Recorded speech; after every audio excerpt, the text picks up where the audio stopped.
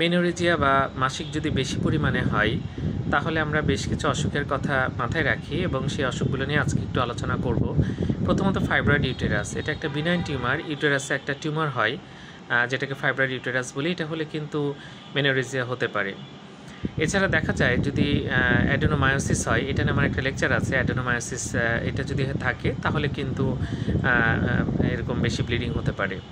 তারপর এন্ডোমেট্রিয়াল যদি টিবি থাকে তাহলে কিন্তু দেখা যাচ্ছে যে বেশি ব্লিডিং হতে পারে। এন্ডোমেট্রিওসিস যদি থাকে তাহলে কিন্তু এরকম বেশি ব্লিডিং হতে পারে। এন্ডোমেট্রিওসিস মানে ইউটেরাসের যে ভিতরের লেয়ার, সেটা কিন্তু ইউটেরাসের ছাড়াও অন্য জায়গায় থাকলে সেটাকে আমরা এন্ডোমেট্রিওসিস বলি। এছাড়া যদি পিআইডি থাকে, পেলভিক ইনফ্ল্যামেটরি ডিজিজ থাকে, তাহলে কিন্তু এরকম বেশি বেশি মাসিক হতে পারে। সো যাই হোক, এরকম হলে গাইনোকোলজিস্ট দেখাবেন এবং আলট্রাসাউন্ড করেই কিন্তু অনেক দূর সমাধান করা যায়। আবার থাইরয়েড ডিজিজ, হাইপোথাইরয়েডে কিন্তু বেশি মাসিক হতে পারে, সেটাও কিন্তু মাথায় রাখতে হবে। ধন্যবাদ সবাইকে।